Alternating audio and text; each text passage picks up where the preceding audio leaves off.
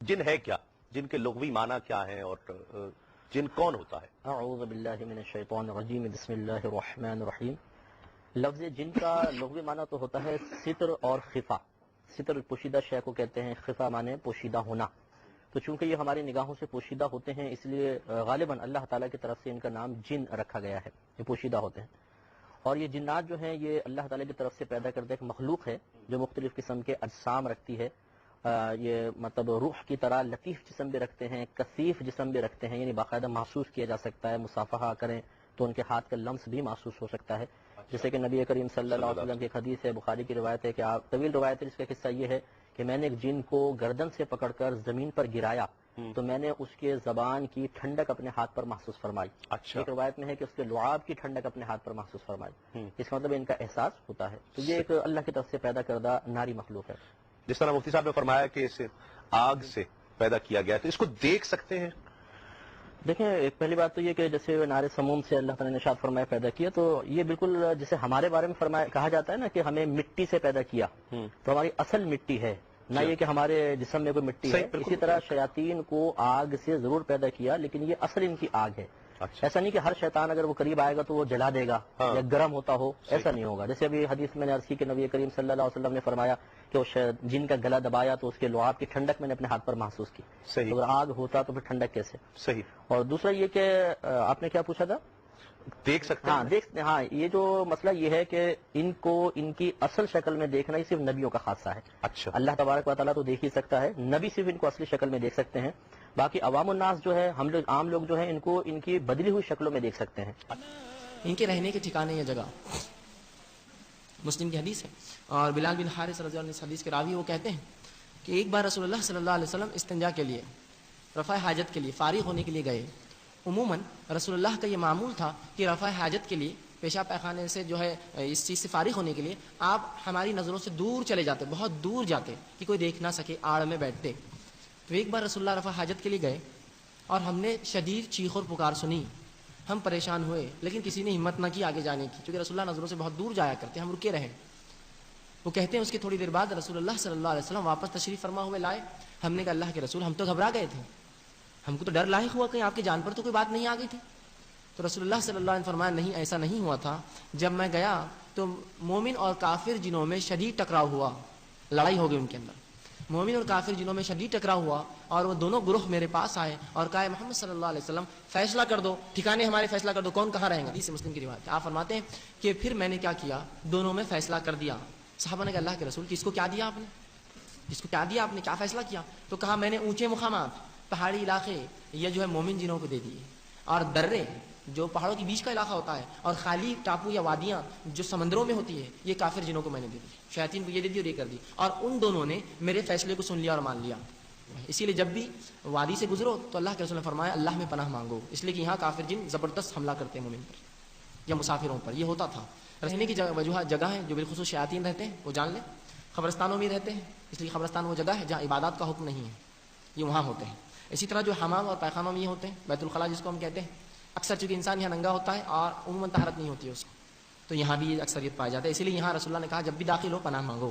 اسی طرح جو ہے یہ ویران وادیوں میں بستے ہیں، ویران وادیوں میں، تو جب بھی وادیوں میں گزر ہو اللہ میں پناہ مانگے شیطان مردود سے، ویران وادیوں میں رہتے ہیں۔ اسی طرح وہ گھر جن پر اللہ کا نام لے کر تالے نہ ڈالے جائے اور اللہ کے نام لے کر تالے نہ کھولے جائے، اس میں بھی رہتا ہے، اور رسول اللہ فرماتے ہیں کہ وہ گھر جن پر بغیر اللہ کا نام لے کے تالے ڈالے جاتے ہیں، شیطان اپنے مال والوں سے کہتا ہے آج رہنے کا انتظام ہو گیا، اور وہ گھر جن میں بغیر بسم اللہ پڑھ کے کھایا جاتا ہے، شیطان کہتا ہے آج کھانے کا انتظام ہو گیا، تو اپنے پیروکاروں سے کہتا ہے آج رہنے کھانے کا انتظام ہو گیا۔ نسل بھی ہوتی ہے، آگے شادیاں بھی ہوتی ہیں، شادی ہوتی ہے تو مہندی ہوتی ہے کہ نہیں ہوتی؟ لیکن ان کی ذریت کا تو تذکرہ ہے، خود قرآن میں ہے کہ شیطان اور اس کی ذریت کا یعنی اولاد کا اللہ تبارک و تعالیٰ نے باقاعدہ ذکر فرمایا ہے، اور جو ہم مطلب احادیث وغیرہ دیکھتے ہیں اس میں بھی ان کے توالد و تناسل کا تذکرہ ہے، اور اس کی شیطان کی اولاد بہت تیزی سے پیدا ہوتی ہے۔ اچھا۔ ہاں، بہت ہی تیزی سے ان کی نسل بڑھتی ہے، اور جو اکابرین کا مشاہدہ ہے اولیاء اعظام کا، اس سے ظاہر ہوتا ہے ان میں باقاعدہ نکاح ہوتا ہے۔ اچھا۔ مفتی صاحب نے ارشاد فرمایا کہ یہ احکام شرعیہ کے مکلف ہوتے ہیں، تو جس طریقے سے ایک مسلمان کسی اجنبی عورت کو حلال کرنے کے لیے باقاعدہ نکاح کرتا ہے، اسی طرح چونکہ یہ اس بات کے مکلف ہیں شرعی احکامات کے، تو ان کے ہاں بھی نکاح ہوتا ہے۔ جو شیطان ہیں مطلب گندے جن ہیں، جو مسلمان نہیں ہیں کافر جن، ان کا تو معاملہ وہی ہے کہ ایوریج کچھ اندازہ ہو سکتا ہے کتنی اولاد ہوتی ہے؟ ہمارے جس طرح پاکستان ہے یا پوری دنیا میں دیکھا جائے تو 2 بچے 3 4 5 بچے نہیں، ان کے ہاں تو کروڑوں کی تعداد میں ہوتے ہیں، ایک جن ایک کے ہاں لاکھوں کی تعداد میں ہوتے ہیں، بہت کثرت کے ساتھ ان کے اولاد پیدا ہوتی ہے، بہت کثرت کے ساتھ، اچھا۔ اور عمریں بھی بڑی طویل ہوتی ہیں، تو اسی لیے مطلب یہ کہ بہت زیادہ تعداد میں، پہلے بھی جیسے مفتی صاحب نے فرمایا کہ انسانوں کی پیدائش سے 2000 سال پہلے اللہ نے ان کو پیدا کیا، تو اتنی ان کی ضرورت بڑھ گئی کہ پوری زمین کو گھیر لیا تھا، پہلے عبادت گزار تھے باقاعدہ، پھر شرارتیں شروع کر دیں اور فتنہ فساد اور بہت ہی زیادہ ہنگامہ شروع ہوا، تو اللہ تبارک و تعالیٰ نے ان کا قتل عام کا حکم دیا، تو وہ لشکر آیا اور ابلیس بھی انہی کے ساتھ آیا تھا، یہ ابن اسیر نے نہایہ میں کے اندر نقل کیا ہے۔ اچھا۔ ہاں، تو وہ اس وقت بھی معلم الملکوت تھا اور اس نے بھی باقاعدہ ان کے خلاف جہاد کیا تھا اور ان کو جزیروں اور دریاؤں کی طرف دھکیل دیا تھا۔ اچھا۔ اب وہ پھر وہ ابلیس جب منکر ہوا تو اس کی بھی پھر وہ نسل آگے بڑھتی ہے، اور وہ تمام جو جنات تھے ان کی بھی بڑھتی ہے، تو تیزی کے ساتھ ان کی نسلیں بڑھتی ہیں۔ ایوریج عمر کیا ہوتی ہوگی ان کی؟ ایوریج کا تو ہم نہیں کہتے، لیکن انہوں نے اللہ تبارک و تعالیٰ سے جو درخواست پیش کی تھی اس میں لمبی عمر کے لیے بھی درخواست پیش کی تھی۔ اچھا۔ بعض جنات ایسے بھی ہیں جن کی عمر جو ہے وہ 2-3 ہزار سال ہے، 5-7 ہزار سال کی عمر بھی ہیں۔ ایسے جن بھی ہیں جو نبی کریم علیہ السلام کے پاس آئے، جو پچھلے انبیاء سے ملاقات کر چکے تھے، پچھلے کئی انبیاء سے ملاقات کر چکے تھے۔ صحیح۔ اچھا، اس میں نیک بھی ہوتے ہیں یا شریر ہی ہیں، سب شرارت ہی کریں گے؟ نہیں، جیسے کہ مفتی صاحب نے فرمایا نا احکام شرعیہ کے مکلف ہوتے ہیں، تو باقاعدہ چونکہ نبی کریم صلی اللہ علیہ وسلم کی روایت ہے کہ میں جن اور انسان دونوں کی طرف مبعوث فرمایا گیا ہوں، بھیجا گیا ہوں، تو لازمی بات ہے کہ آپ کی دعوت جنات نے بھی قبول کی، قرآن میں بھی سورہ جن کے اندر بھی ذکر ہے، تو پھر ان کے اندر مسلمان بھی ہیں اور کفار بھی ہیں، تو ان کے ہاں جو مسلمان ہیں اکابرین کے مشاہدے کے مطابق ان میں بھی ایسے ہی فرقے بن جاتے ہیں، تو شریر بھی ہیں، نیک بھی ہیں، بد بھی ہیں، مختلف قسم کے ان کے اندر گروپ۔ اچھا، کیا کھاتے پیتے کیا ہیں؟ یہ اصل میں نبی کریم صلی اللہ علیہ وسلم کی سے ہی منقول ہے کہ آپ نے ارشاد فرمایا کہ تمہارے جن بھائی میرے پاس آئے اور انہوں نے مجھ سے درخواست کی کہ میں ان کے لیے کوئی غذا مقرر کر دوں، تو میں نے ان کے لیے گوبر اور ہڈی بطور غذا مقرر کی ہے، لہذا تم ان 2 چیزوں سے استنجا مت کرنا۔ اچھا۔ اس کی شرح یہ بیان کی گئی ہے کہ ہڈی تو مقرر کی گئی تھی جنات کے لیے اور گوبر مقرر کیا گیا تھا ان کے جانوروں کے لیے، یعنی ہڈی جو ہے وہ اس طریقے سے کہ شرح یہی ہے کہ جب یہ جنات ہڈی کے پاس پہنچتے ہیں تو وہ پہلے سے بھی زیادہ جیسے گوشت تھا اس کو زیادہ پر ہو جاتی ہے، اچھا، گوشت ہو جاتی ہے اور باقاعدہ اس کو کھاتے ہیں، اور ان کے جانور جب کسی گوبر کے پاس آتے ہیں تو وہ بالکل چارہ جیسا بن جاتا ہے، اچھا، اور اس کو باقاعدہ تناول کرتے ہیں۔ صحیح۔ تو یہ اس سے معلوم ہوتا ہے کہ باقاعدہ اس طرح گوشت وغیرہ ہڈی کھاتے ہیں، گوشت کھاتے ہیں، اور ان کے جانور کا یہ چارہ یہ ہے، صحیح۔ کیونکہ نبی کریم صلی اللہ علیہ وسلم نے ارشاد فرمایا کہ روزانہ عصر کی نماز کے بعد شیطان سمندر پہ اپنا تخت بچھاتا ہے، اچھا، اور اس کے چیلے آ کے دن بھر کے رپورٹ دیتے ہیں۔ صحیح۔ وہ ایک کہتا ہے کہ میں نے فلاں کے درمیان فلاں کو زنا کروا دیا، کسی کو شراب پلوا دی، تو یہ کہتا ہے اچھا کیا۔ پھر 2 روایتیں، ایک روایت کے مطابق ایک آ کر کہتا ہے کہ میں نے ایک میاں اور بیوی کے درمیان جدائی کروا دی، پھر جوش سے کھڑا ہو جاتا ہے اور کہتا ہے کہ تو نے کام کیا، اس کو سینے سے لگاتا ہے۔ اچھا۔ اور ایک روایت میں ہے کہ وہ کہتا ہے کہ میں نے ایک طالب علم دین کو علم دین سے دور کر دیا، تو اس پر شیطان خوش ہو کے کھڑا ہو کے اس کو سینے سے لگاتا ہے۔ اس سے معلوم ہے کہ مناسب ہیں۔ صحیح۔ قبلہ شیطان جو ان کا بن گیا ہے بڑا، جو ابلیس ہے اس کو اپنے قبلہ مانتے ہیں، وہ باقاعدہ ان کے درمیان مراتب مقرر کرتا ہے، تو ان میں بھی چونکہ نفس تو ہے، حضرت آدم علیہ السلام سے مادہ حسد کی بنا پر ہی شیطان نے سجدے سے انکار کیا تھا۔ صحیح۔ جن کسی پر آ سکتا ہے؟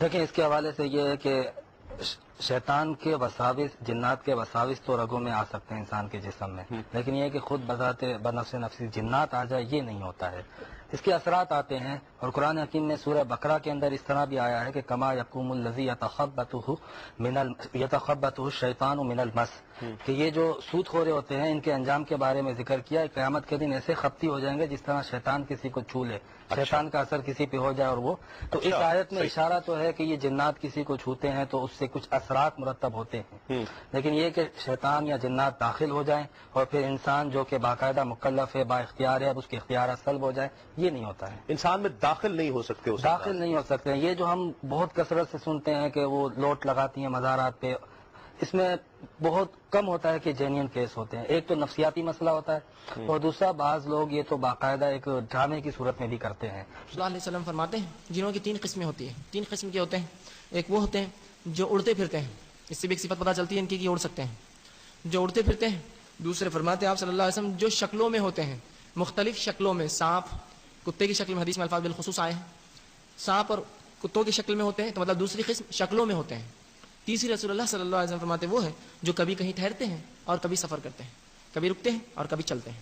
تو یہ 3 قسمیں رسول اللہ صلی اللہ علیہ وسلم بتائیں ان کی رہائش کے اعتبار سے، ایک وہ جو اڑتی پھرتی ہے، دوسری قسم وہ جو جانوروں کی شکل میں یا کسی شکل میں آتی ہے، لیکن میں پھر کہوں گا ہر چیز پر یہ شک مت کیجیے آپ کی جن تو نہیں ہے کہیں، ورنہ کوئی کتا کے آپ کے سامنے کچھ کھا رہا بولے جان تو چھیڑو مت، پتہ نہیں جن تو نہیں ہو، یہ معنی نہیں یاد رکھیں۔ اب آئیے پہلی چیز تو یہ جان لیں جہاں اڑنے کے تعلق سے ان کی حدیث آتی ہے، اللہ رب العزت نے ان کو بہت تیز اڑنے کی صلاحیتیں دی ہے. یہ پہلے آسمان تک رسائی کر سکتے ہیں چند سیکنڈ یا چند منٹوں میں، جس کو ہم کہیں گے. اتنی قوت ان کو اللہ رب العزت نے دی ہے. اور یاد رکھیے اللہ جب بھی کوئی نعمت دیتا ہے اس کا سوال بھی کرے گا.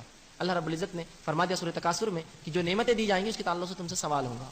تو جن اور انس کو جو نعمتیں دی گئی سوال ہوگا. اگر صحیح استعمال ہوتا ہے تو فائدہ ہوگا، غلط استعمال کرتا ہے تو اس کو جواب دہ ہے وہ. تو ان کی صلاحیتوں میں یہ ہے جس طرح اڑتے پھرتے ہیں یہ پہلے آسمان تک رسائی کر سکتے ہیں. دوسری جو شکلوں میں ہوتے ہیں یاد رکھیں جن کبھی بھی شکل بآسانی نہیں لیتے، اس لیے کہ جب یہ کسی شکل میں آ جاتے ہیں تو پورے طبعی قوانین فزیکل لاز ان پہ لاگو ہو جاتے ہیں. مثال کے طور پر ایک جن نے کتے کی شکل لی اور کسی نے کتے کو مار دیا تو وہ ختم ہو جائے گا. تو تمام طبعی قوانین اس پہ لاگو ہو جا سکتے ہیں. وہ انسان کی نظروں کے سامنے اپنی اہلیت کو بدل نہیں سکتے. وہ ایک مقام پر اللہ نے ان کو رکھا ہے، اس مقام سے بدل کر یہاں آتے ہیں. تو ایسا نہیں ہو سکتا کہ کوئی کتا آپ کو دیکھو نہیں غائب ہو جائے.